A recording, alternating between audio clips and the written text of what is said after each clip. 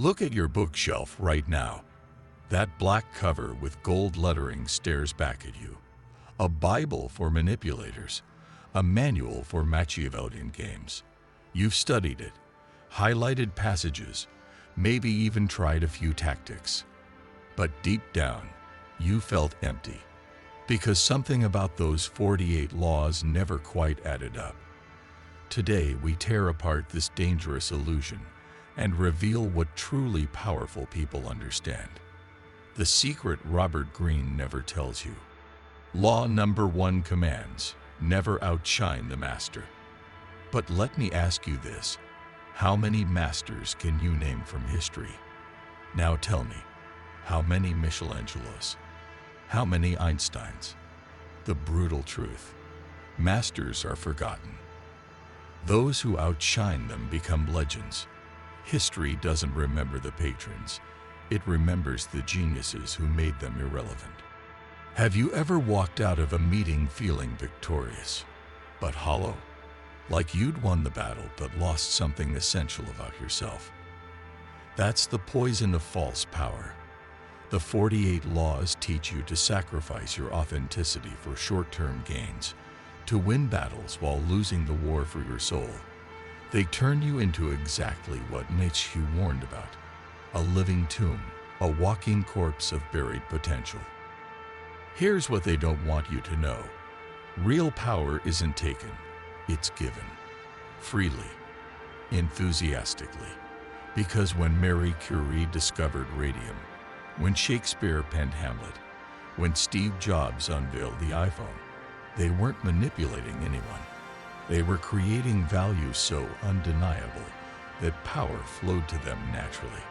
This is the great paradox.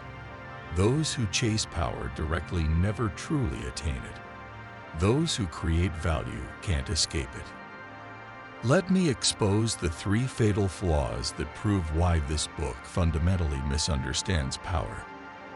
It confuses fear with respect. The book teaches you to intimidate, control, and dominate. But history's titans didn't rule through fear. They ruled because they were irreplaceable. Michelangelo didn't beg for commissions. Popes begged him. When Julius Aya demanded he work faster on the Sistine Chapel, Michelangelo simply left Rome. The most powerful man in Christendom had to apologize to get him back.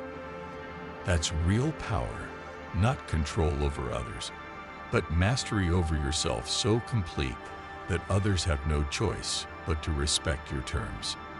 Einstein didn't lobby for influence. He scribbled equations on scraps of paper while working as a patent clerk, and the entire world reshaped itself around his ideas. Steve Jobs didn't scheme his way to the top. He built products so revolutionary that markets bent to his vision.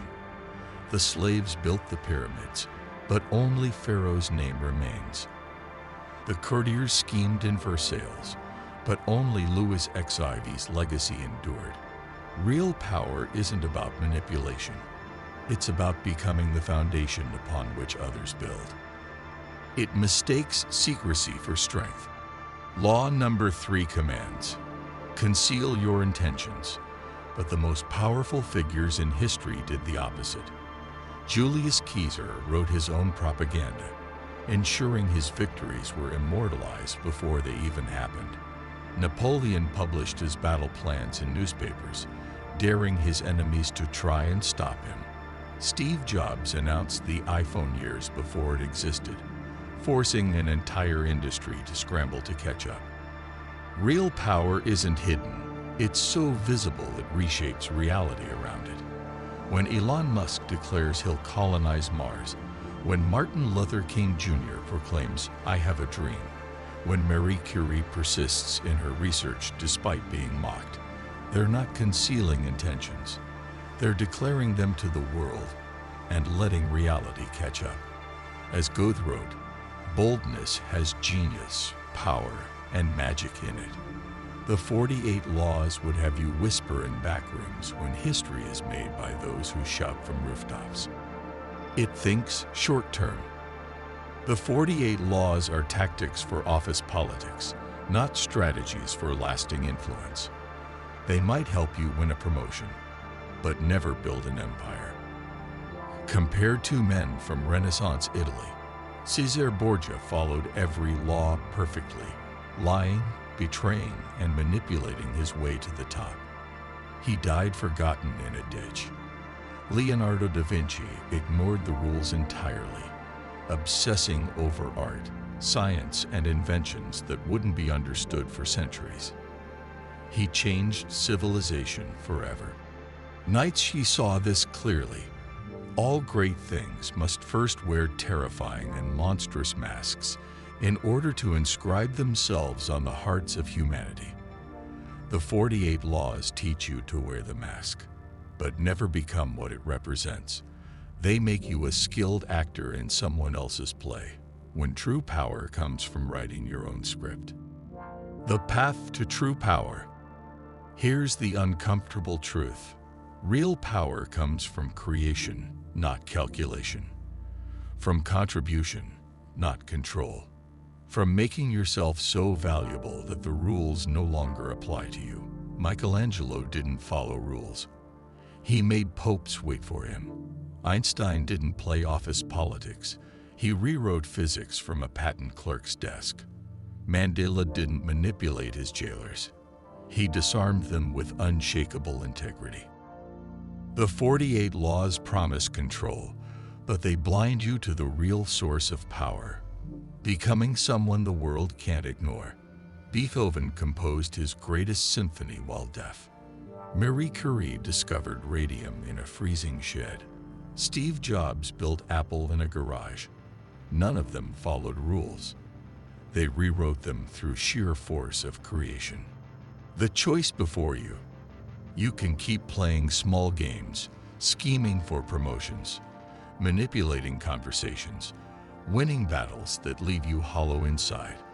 Or you can step onto the path of true power, where influence comes not from taking, but from creating, not from controlling others, but from mastering yourself.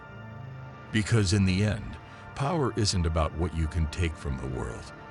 It's about what you can give to it that no one else can. The 48 laws would have you fight over scraps at the table.